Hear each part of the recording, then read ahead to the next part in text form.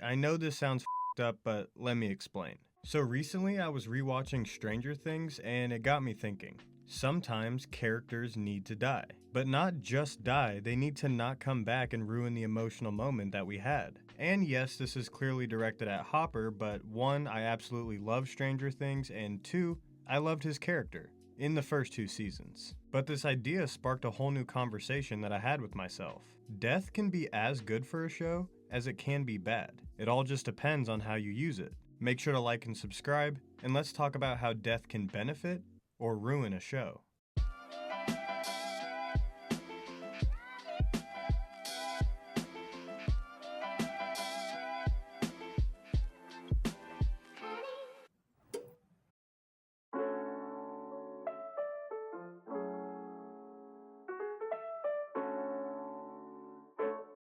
When it comes to long-running series, we have seen countless deaths of characters that we've grown to know so well. And for some, it feels like someone we knew actually died. The dog, Brian? Yeah, Brian. Man, stop playing for real. I'm playing, man. Brian's dead? When you see someone once a week, sometimes once a day if it's a sitcom rerun, they start to become part of your life. Some of you out there see TV characters more than your own family, and it shows. But hey, that's completely fine. It's like listening to a certain musician every day. Art is meant to be connected to. And when it's coming from an individual, fictional or real, from a well-written piece of work, you're going to start developing somewhat of a connection with them. Unless you're like completely cut off emotionally, which this doesn't apply to everyone, but anyway. Serious drama series might not have the amount of time that a Friends or Seinfeld gives you with the characters, but it's a more intense connection because of the subject matter. The Walking Dead has 177 episodes, Breaking Bad has 62, Sopranos 86, and then Lost 121. And they're all almost an hour long over the course of 6 or more seasons. That's still a lot of time spent. And you're not just hanging out with them, you're watching them damn near go to war every Thursday, making the connection more meaningful. Take The Walking Dead for example. Yes, we're gonna go there. Glenn had been a fan favorite since only his voice was heard in the pilot episode, all the way until his very brutal death, which many consider the death of the show as a whole. But they had toyed with the idea before. I mean, in a show about a zombie apocalypse, there are going to be many close calls. But Glenn, he went through almost double-digit close calls. But there was a moment where we really thought he was gone, and fans were pissed. So why did they turn around just to actually kill him off like a season later? You've put these fans through enough already, and you've made us feel like he's invincible. And at this point, the show had already ran its course and was starting to rapidly decline in quality, but he was a reason to keep watching. And of course, Maggie. Personally, I haven't watched anything past his death because, like many, I stopped caring after this. But is this why we like Glenn more now in retrospect? Because we felt so strongly about him dying? Other characters had died before, but to see such a prominent figure in the show die heightens and proves the severity of the situation. And instead of ruining his legacy, it's forever cemented. Now when fans rewatch the show, they fall in love with him all over again. What's the saying? Sometimes it's good to miss someone, then you appreciate them more, right? But now let's look at an example of a death handled poorly. Charlie from Lost.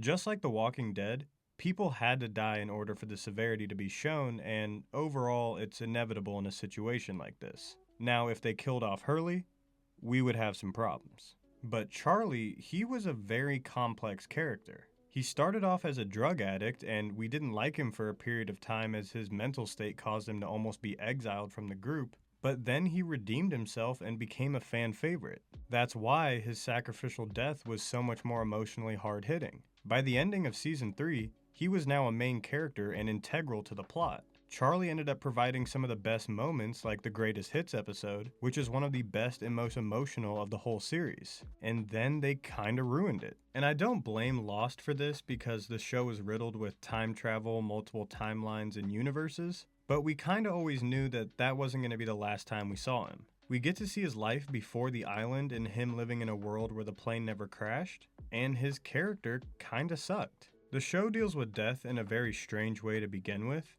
but by the time you get to the last episode, his sacrificial death doesn't seem as meaningful. At the time, it was bittersweet and gut-wrenching, but after seeing him be a prima donna, his sacrifice not meaning as much to the plot, and just still alive, it doesn't hit the same anymore. Sometimes characters need to just die. And for shows like Breaking Bad and The Sopranos, death can be used in a very strategic way, especially when it's at the expense of a likable character. Jane dying changed the course of Jesse's storyline, but also made us feel even more bad for him. He's such a tormented character. But it showed us even more about Walt, who had the opportunity to save her, but didn't. He is the master manipulator. And he will go to any length to keep Jesse in a certain position. Her death hits hard, but seeing Walt try and comfort Jesse after is diabolical. It shows us just how evil Walt really is. Same thing with Tony Soprano. He would kill anyone if it meant saving himself and the business. He almost doesn't even have a choice. He is aligned with something that's bigger than him. Adriana, as beloved as she was put into a position that forced Tony's hand. But someone like Christopher, or this guy's name who I can't say on YouTube, does show how Tony can be evil, but it's more about the severity of this lifestyle. You'd say he wouldn't kill his own family, but was Chrissy not like family? Did Uncle Junior and his own mother not try and kill him? This business and organization are cutthroat, and these deaths were used as a reminder of how dark this show really is. Same thing with Sarah Lynn from BoJack Horseman and Rita from Dexter. These deaths are consequences of the actions from our main character. We love watching these messed up characters for so many reasons. I'm sure there's some psychological study out there. But when they hurt, affect, or even kill a character that doesn't really have a purpose or meaning, it just further pushes the excitement of the show. But when they do the same to someone we actually really like, someone we've created a connection with, it adds to the complexity. We shouldn't like Walter White, BoJack, or Tony Soprano, but we do. These deaths remind us of who they really are. Death can be used to add layers to a character and the show as a whole. Now, you don't have to kill a main character, Glenn, but if you do, it has to mean something. A character death can bring us closer to the show, closer to fellow fans, and can provide some of the most emotionally provocative moments when done right. It can make us care about them and other characters more. And one of the best examples of this is Chief Jim Hopper from Stranger Things.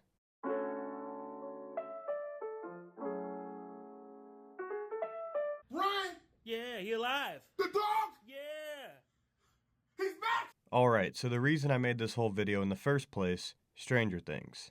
So I recently rewatched the entire show for like the 5th time, but it was the first time with their newest season, which from all technical aspects I think has a great argument to be their best season as a whole. But there was a glaring issue that I'm sure we all noticed. The Russia and California storylines were pretty unnecessary. I could make a whole separate video with the new perspective that I have on this show, but for now, let's just talk about dying. Stranger Things uses death very similar to the aforementioned shows. It heightens the severity, it shows us how dark and gruesome the story really is, which was a much needed reminder after the playful 3rd season, and is used to add layers to certain characters. Barb's death was a lot more important than people realize. Yes, people fell in love with her after only 2 episodes, but it is the main reason we have the Nancy Wheeler that we have today. Without this, the show would have been confined to the kids, the Byers, and Hopper for the most part. Not only did it get Nancy involved with the storyline and become a main character, but the grief and pain from this death has turned her into what I consider the most badass character on the show. Then Bob's death showed us the side we don't see as much and don't really have a connection to.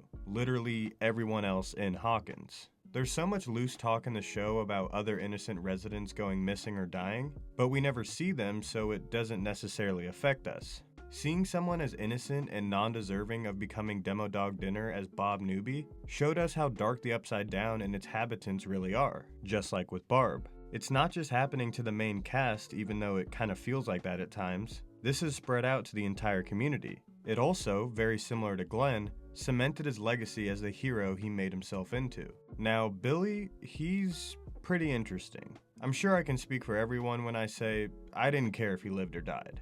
But Max did, which is how we got the best storyline for Season 4. The grief and trauma from her brother's death is why Vecna targeted Max in the first place. Her journey, her scenes, and her eventual semi-death are the most well-written parts of the show if we're being honest. Steve, Dustin, Robin, Lucas, Max, and Nancy solving the Vecna mystery with no superhero plot armor are what make this season so special, just like what made Season 1 so great. It stays in Hawkins, and it's a group of kids going full Scooby-Doo with blood and gore. So when we cut for 20 minutes to Mike being the punk that he is, or Joyce flying across the country with Murray, it not only takes me out of it, but It's honestly just unnecessary, especially with episodes that are over 2 hours long. It quite literally almost ruined the season. But at the very least, the California storyline meant something. As much of overpowered plot armor as Eleven is, what she discovered through gaining her powers back and learning the backstory of Henry Creel is very important to the show.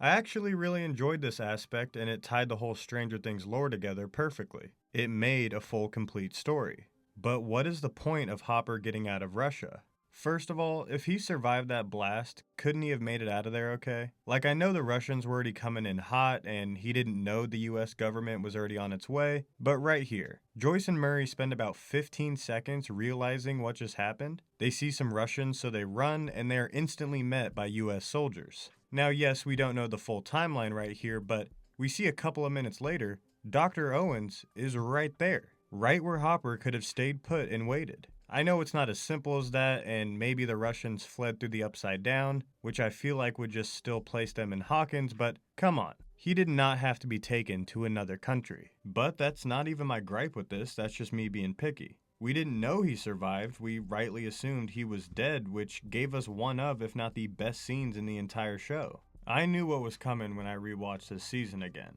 Elle lost in the parking lot looking for her father, tears started to build up. But then she reads Hopper's note as everybody is moving away. I could throw up, it's so sad. The note he wrote for her is beautiful. It honestly gives me things to take away for life as a whole. It makes you think, it makes you laugh, it especially makes you cry. It makes you appreciate what you've had and look forward to the future. It's perfect. The show could end right here and it'd be perfect. Well, ending it after season 1 with Elle's death could have been perfect too, but I love this show, and I'm very glad they made a season 2 and 4, and I am extremely hyped for season 5.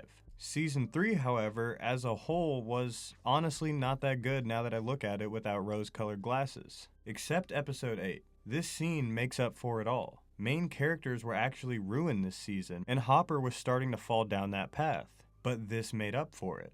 It did what many character deaths have done before. It made us reflect on the parts that we liked. Those first 2 seasons where he was one of the best of the main cast. He died a hero and a redeemed character. His legacy was forever cemented, and then they ruined it. Not only does the Russia storyline mean nothing in the grand scheme of things, I mean, did killing those couple of Demogorgons really do anything? They got Vecna because he was distracted fighting off Elle and killing Max. But these 2 reunion scenes are absolutely garbage. They are lifeless. He did actually have some great moments reflecting on his life in prison and added some good dimensions to his character. The prison escape was pretty fun. But all for what? So he could do this? If your father died and one day came back to life and walked into your room, how would you react? How would he react? I don't know how else to describe it besides this is lifeless. They made us grieve his death. They brought us closer to Elle, who we now had more reasons to root for. They gave us one of the best send-offs in recent history and made us feel something real. And at the end of the day, it was all for nothing. Now, I won't get into Eddie and Max because we aren't sure if they actually died or not. I think Eddie should come back because that potential storyline is actually really cool if you haven't seen it already. But if they bring Max back in the same way they did Hopper, I mean, Lucas crying for help after Max died in their final moments together are equally, if not more emotionally impactful as Hopper's death. That scene broke me. Stranger Things as a whole has handled death with side characters very well, but how they play it safe with the main ones is a perfect example of how not to deal with death. I'm not sure how it'll pan out because we haven't gotten season 5 yet, but I'm sure we've all heard the rumors that they're gonna kill off a bunch of people. When honestly, some people should have already died. Now let me say I'm the biggest hater. Steve is currently getting the Glenn treatment right now where he's becoming the heart of the show and has gone through more close calls than we can count. But if he does die next season, it will have an extremely emotional impact. Max could end up having an even greater legacy than Hopper if they just leave it how it was. And then Hopper? Not only did his revival almost ruin the newest season, they made him extremely meaningful, just to turn around and make him meaningless.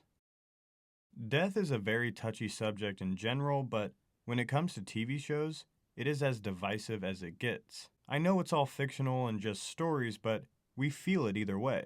Just like how the jokes make us laugh, the sad moments make us cry, the romantic moments make us feel a handful of different ways, death makes us feel something. Whether it's because we relate to it or not, it changes how we view the show and what we've connected with. Shows like Breaking Bad and The Sopranos are at the top level of all media because of the thought-provoking writing and the very complex figures we spend our time watching. We may love them or hate them, but they cause us to make a judgment and assessment of an idea. Do their final scenes of them dying feel bittersweet? Do they feel well-deserved? Do they feel saddening? Why did they have to end their story this way? Maybe Walter White should have gone to prison, but him dying is a perfect summary of how he always gets away with it.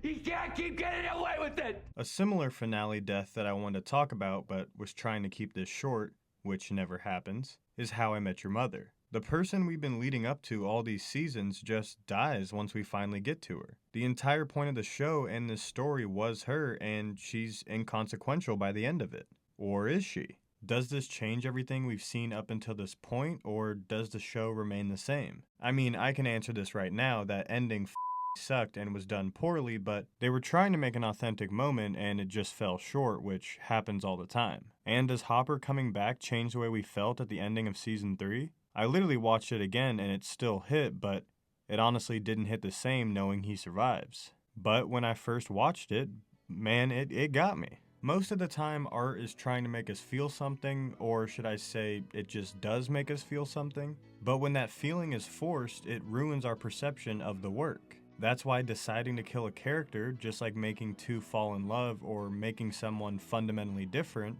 can go south so quickly. If it's not genuine, don't do it. They're going to get a reaction either way. But if you get real, sad, reflective, and thought-provoking reactions, just leave it as it is. Don't stretch a character thin just like you shouldn't stretch a story thin. Good things have to come to an end. Stories need to be completed. Sometimes, characters need to